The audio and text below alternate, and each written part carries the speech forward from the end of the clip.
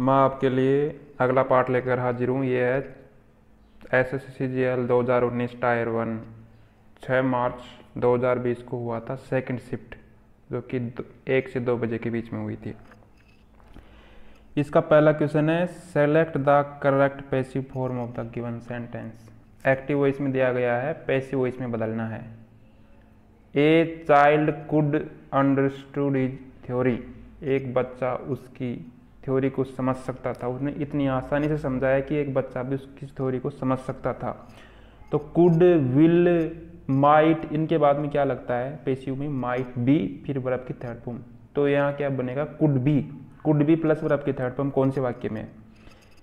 दूसरे में नहीं है, तीसरे में नहीं है, चौथे में कैन भी है। कुड है तो कुड ही रहेगा, वापस कैन नहीं जाएगा। तो ये पहला वाला सही है, ये सही है। दूसरा वाला क्वेश्चन है, पहला जम्बल्ड है। Given below are 4 jumbled sentences. इनमें से आपको उचित क्रम में बैठाना है। These lotteries organised by the state government. ये लॉटरी जो सरकार द्वारा आयोजित की जा रही हैं, जिससे सपनों को बेचा जा सकता है। अब दीज लॉटरीज की बात हो रही है, तो ये बताया नहीं कौन सी लॉटरीज। तो दीज लॉटरी, ये इससे पहले भी कहीं प्रयोग हुआ होगा लॉटरी का, तो वो इससे पहले आएगा। तो कौन से में हुआ है? चौथे नंबर में हुआ, people by lotteries hoping to become rich overnight. तो डी के बाद में ए फिक्स हो गया। और आगे कहाँ करना है? Lord by this millions of people waste their hard earned money, करोड़ों rupees and gold are offers prizes. अब डी के बाद में ए तो फिक्स हो गया। डी के बाद में ए कौन से में फिक्स है? डी के बाद में ए केवल 4 नंबर में फिक्स है। तो डी ए, फिर सी आ जाएगा, crores of rupees and golds are offered as a prizes. इनाम के रूप में करोड़ों रुपए की घोषणा की गई। तो इससे क्या हुआ कि लॉर्ड बाय दिस, इससे लालाहित होके, यानी लालची आकर, मिलियंस ऑफ पुअर पीपल, यानी कई हजारों लाखों गरीब लोगों ने वेस्ट देयर मनी, अपना पैसा बर्बाद कर दिया। अपना कठिनाई से पैसा कमाया हुआ पैसा बर्बाद कर दिया। तो अपने को शुरू में ही पता लग गया था कि डी के बाद में ए फिक्स है, तो केवल एक में ही है, तो ये चौथा नंबर हो जाएगा। पुल ए पास्ट वन, ये ईडियम है। इसका मतलब होता है सक्सेसफुली डिसीव समवन, किसी को आसानी से धोखा दे देना। तो कौन सा ऑप्शन हो जाएगा? Trick someone. टू इसका अर्थ होता है to successfully deceive someone. You, अब वाक्य में प्रयोग है, यू पे टू मच, आपने बहुत ज़्यादा दे दिया है इसका पैसा। अब मैं I think E pulled A past one, मैं सोचता हूँ कि वो तुम्हें धोखा दे दिया है। इसका सिनोनिम्स होगा चीटिंग एंड ट्रिकिंग। अब है चौथा number, we had a long discussion at a cup of tea. Discussion के बाद ऑन आएगा। We had a long discussion on a cup of tea. एक कप ऑफ टी के ऊपर एट नहीं आएगा, ऑन आएगा। The poor man was entry to the restaurant. जो गरीब आदमी था उसको रेस्टोरेंट में घुसने से मना कर दिया। अब इसमें ऐसा से न माना है डिलूडेड, तो डिलूडेड तो गलत है, इसके लिए आएगा डिनाइड, मना कर दिया गया, उसको अंदर जाने से मना कर दिया गया। ये तो गलत है, ये सही है, दूसरा नंबर का सही है, डिनाइड आएगा। तो the poor was an denied, उसको निषेध कर दिया गया, बार मना कर दिया गया। क्या मना कर दिया गया? Entry to the restaurant, restaurant में एंट्री से मना कर दिया गया। अब छठा क्वेश्चन है, फिकल, FICKL। फिकल का मतलब होता है बार बार चेंज होना, चेंजिंग फ्रिक्वेंटली। तो इसका अपोजिट क्या होगा? स्टेबल, यानी स्थिर रहना, चेंज नहीं होना। तो ये अपोजिट पहुंच रहा है। अब यह है क्लोज टेस्ट है। Agra's marble has such an overwhelming presence,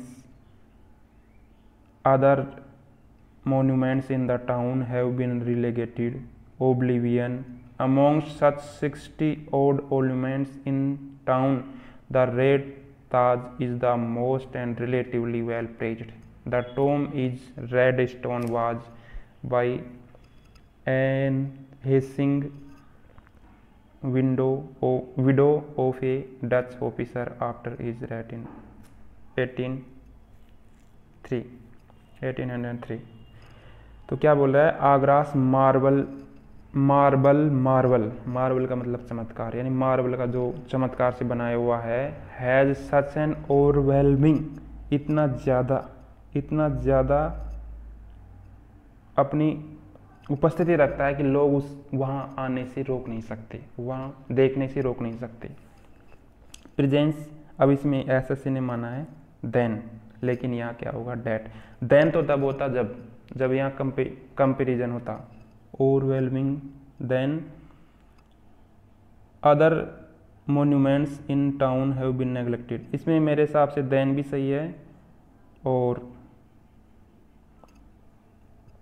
that भी सही है। अब दैट कैसे सही है मैं आपको बताऊंगा। मान ये आर्टिकल है द ट्रिब्यून का, इस यहाँ से लिया गया है, मैं इसको पढ़ रहा हूँ पूरे को, ये है। तो इसमें बताया गया, आप पूरे देख सकते हो यहाँ से, the Agra's marble has such an overwhelming presence that, इसमें डेट लिया गया है, वहाँ से लिया गया that. Other monuments in the town have been relegated to, फिर आएगा to oblivion. Among such 60 odd monuments in फिर the town, the red Taj is the most elegant, most के बाद में elegant and relatively well placed. The tomb in red is sandstone was built bye N Hessing widow of a Dutch officer colonel John Hessings after his death in 1803। तो ये आ गया। तो इसमें क्या माना गया है, उसमें डेट आएगा। Agra's marble has such an overwhelming presence that other ornaments in the town have been relegated. तो दूसरा क्या है, रेलेगेटेड टू, रेलेगेटेड के बाद में क्या प्रीपोजिशन आती है, relegated to oblivion. Amongst such 60 other odd monuments in the town, town पहले प्रयोग हो चुका है तो बाद में दोबारा प्रयोग होता है, तो उसके लिए द आएगा, तो इन the town. Amongst such 60 odd monuments in, अभी तीसरे में क्या आएगा, the. In the town the red Taj is the most, अब भव्य के लिए क्या आएगा इनमें से, एलिगेंट, एडिक्वेट, एफिशिएंट, एक्टिव, इसमें आएगा एलिगेंट यानी भव्य, and relatively well placed. The tomb जो मकबरा है इन रेड सैंडस्टोन जो लाल बलुआ पत्थर से बना है, वाज किसके द्वारा बनाया गया था, अब बनाने के लिए क्या आएगा, वाज और अंत में बाय लगा हुआ है, इसका मतलब ये पेशी हुई, इसमें तो थर्ड फॉर्म आएगी, वाज बिल्ट बाय एन हेसिंग्स। ये कौन थी, ये डच ऑफिसर था कोई, उसकी विधवा पत्नी थी, तो उन्होंने ये बनाया था। 12वां है select the most appropriate synonym of given word. Synonyms पूछ रहा है, डिसहार्टन्ड का मतलब होता है सैड, डिसअपॉइंटेड, तो इसका सिनोनिम्स होगा डिप्रेस्ड, ये भी एक सिनोनिम्स है दुखी। कॉर्डियल का मतलब होता है फ्रेंडली, तो इसमें फ्रेंडली संबंधी कौन सा है, वार्म वेलकम करते हैं तो वो मित्रतापूर्ण, सौहार्दपूर्ण, तो वार्म भी एक मित्रता से संबंधी है, वार्म। इनकरेक्टली स्पेल्ड, इनमें से इनकरेक्टली गलत कौन सा है, मतलब 3 तो सही है, एक गलत है। OPPORTUNITY सही है, OBSORT सही है, OMISSION इसमें एक ऐसा है तो ये गलत है, तो इसका क्या होगा, ओमिशन का मतलब होता है छूट जाना, चूक हो जाना, और OBSCURE ऑब्सक्योर सही है। Select the most appropriate meaning of the given sentence. CI to I का मतलब होता है सहमत होना, CI to I का मतलब होता है सहमत होना, टू एग्री विद समवन, तो इसमें सहमत होने वाली कौन सी है, ये रहा, to agree with someone. Select the most appropriate one word pertaining to individual from birth, जन्म से संबंधित होता है कॉन्जेनिटल, तो कॉन्जेनिटल है इसमें। 17वां है वो पहला जंबल आ गया। दीज आर जनरेटेड, ये उत्पन्न की जाती हैं, कहाँ कैसे उत्पन्न की जाती हैं, दीज आर पे बता रहा है ये उत्पन्न की जाती है, ये क्या, इनकी बात तो नहीं हुई।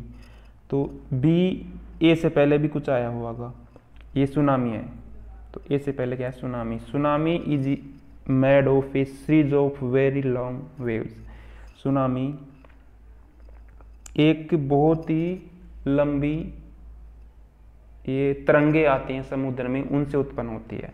फिर सी के बाद में ए आ गया कि दीज आर जनरेटेड, ये कैसे उत्पन्न होती हैं समुद्री तरंगे, बाय ए वोलेंट, बहुत ही तेज, अंडर सी, समुद्र के अंदर से क्या होता है, डिस्टर्बेंस, हलचल मचती है समुद्र के अंदर से, और ओशियन एक्टिविटी। सी के बाद में ए आ गया। फिर क्या आएगा, बी, वंस जनरेटेड, एक बार अगर उत्पन्न हो गई समुद्री यानी tsunami, the they travel outward on the ocean sea, पहले तो समुद्र के अंदर होंगी, फिर ऊपर की तरफ आएंगी, दे ट्रेवल, वो यात्रा करेंगी, जाएंगी, outward on the sea surface, surface में आएगी और सभी डायरेक्शन में गति करेंगी। फिर लास्ट में स्प्रेडिंग 10, ये 10 हमेशा लास्ट में आता है ज़्यादातर। इसी तरह स्प्रेडिंग, फैल जाएंगी, दे लुक लाइक, वो ऐसे दिखेंगी, ripples caused by throwing a rock in the, वो ऐसा लगेगा जैसे हम कई पत्थर गिरते हैं पानी में, तो वो जैसा लहरें बनती हैं तो वैसे ही ये सुनामी में बनती हैं। तो इसमें पहला क्या है, सी से शुरू हो रहा है, तो सी से शुरू केवल 2 ही हैं, सी बी डी ए और सी ए बी डी। अब सी तो हो गया, सी के बाद में ए फिक्स है, सी के बाद में ए फिक्स है क्योंकि दीज आर जनरेटेड, ये सुनामियाँ उत्पन्न की जाती हैं, तो सी के बाद में ए फिक्स केवल 3 नंबर में है। हैस्ट का मतलब होता है जल्दी, अपोजिट पूछ रहा है तो डिले, देर से। अब ये क्या है, एरर पूछ रहा है, the both children go to the same school. अब ये बोथ है ना, बोथ के बाद में अगर डिटरमाइनर हो तो डिटरमाइनर बोथ के तुरंत बाद आता है, पहले नहीं आता है। अब द यहाँ डिटरमाइनर है लेकिन द बोथ के बाद में आएगा।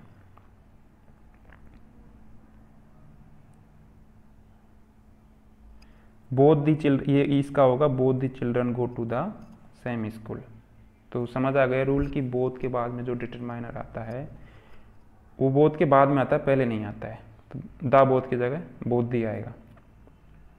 20वां नंबर, they stopped to laugh has soon as the teacher entered the class, ज्यों ही अध्यापक कक्षा में प्रवेश करा तो वो उन्होंने हंसना बंद कर दिया।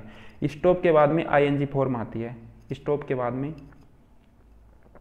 आईएनजी फॉर्म आती है, तो दे स्टॉप्ड लाफिंग, उन्होंने हंसना बंद कर दिया। कब कर दिया, एज सून यानी ज्यों ही द टीचर एंटर, ज्यों ही अध्यापक कक्षा में एंटर हुआ तो उन्होंने हंसना बंद कर दिया। तो स्टॉप के बाद में कौन सी वर्ब आती है, वर्ब की आईएनजी फॉर्म आती है, तो टू लाफ की जगह लाफिंग हो जाएगा। Select the most appropriate one word to increase the speed, speed बढ़ाने को क्या कहते हैं, एक्सीलरेट, एक्सीलरेट कर, ACCELERAT, एक्सीलरेट होता है। 22वां है, select the most appropriate option to fill in the blanks. Have you applied for the job, job के लिए क्या आता है, अप्लाइड फॉर, तो have you applied for the job आएगा। 23वां है, select the correct and direct form given. Mahesh said to Rita, Mahesh ने रीता से कहा, डोंट प्ले इन द सन, धूप में मत खेलो।